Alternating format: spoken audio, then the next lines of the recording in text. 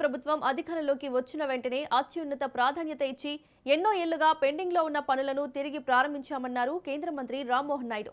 పలాసలో పర్యటించిన ఆయన భారతీయ రైల్వే మరియు జిల్లా యంత్రాంగం సమన్వయంతో నిర్మాణ పనులు వేగంగా కొనసాగుతున్నాయన్నారు. ఈ ఆర్ఓబీ పూర్తయితే పలాసలో ట్రాఫిక్ రద్దీ తగ్గి ప్రయాణికులకు సౌకర్యవంతమైన రాకపోకలు కలుగుతాయన్నారు. అలాగే పలాసలో ఏర్పాటు కానున్న కేంద్రీయ విద్యాలయానికి తాజా వివరాలను వెల్లడించారు. రాబోయే విద్యా సంవత్సరం నుండి తరగతుల నిర్వహణ కోసం ఏర్పాటు చేస్తున్నామన్నారు.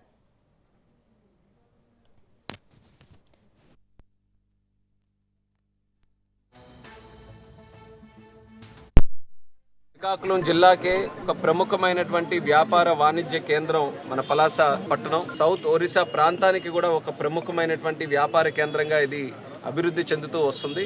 సుమారు 18 సంవత్సరాలుగా ఈ పలాస కాశీబుగ్గ పట్టణానికి పట్టి పీడిస్తున్నటువంటి ఆర్ఓబి, ఎప్పటి నుంచో జరగాల్సినటువంటి ఆర్ఓబి కార్యక్రమం సుదీర్ఘ కాలం వరకు దాని మీద సరైనటువంటి దృష్టి పెట్టక, అలాగే గతంలో ఉన్నటువంటి ప్రభుత్వం దాన్ని నిర్వీర్యం చేసే పద్ధతిలో అసలు ఒక్క రూపాయి కూడా ఖర్చు పెట్టకుండా దాన్ని ముందుకు కొనసాగించక ఎన్నో సంవత్సరాల నుంచి అది ఉండిపోయింది.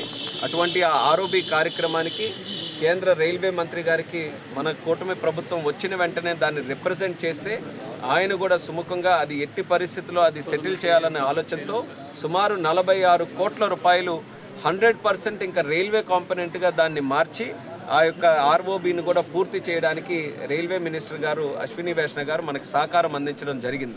గత సంవత్సరం సుమారు జూన్ జూలై నెలల్లో అది శాంక్షన్ అయిన వెంటనే దానికి సంబంధించినటువంటి కాంట్రాక్టర్ను కూడా నిర్ధారించి పనులు వేగవంతంగా చేయించి ఈ సంవత్సరం ఏప్రిల్ నాటికల్లా పూర్తి చేయాలని ఒక టైం లైన్ మేము పెట్టుకున్నాం.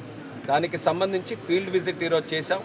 ఈరోజు కొంత స్లో అయినటువంటి మాట ఇక్కడ లోకల్గా వచ్చిన తర్వాత కాంట్రాక్టర్ కూడా స్ట్రిక్ట్గా చెప్పాం, ఏప్రిల్ నాటికల్లా ఫుల్ ఫ్లెడ్జ్డ్గా పలాసలో ఆర్ఓబి తాలూకా కార్యక్రమాలు జరగాలని.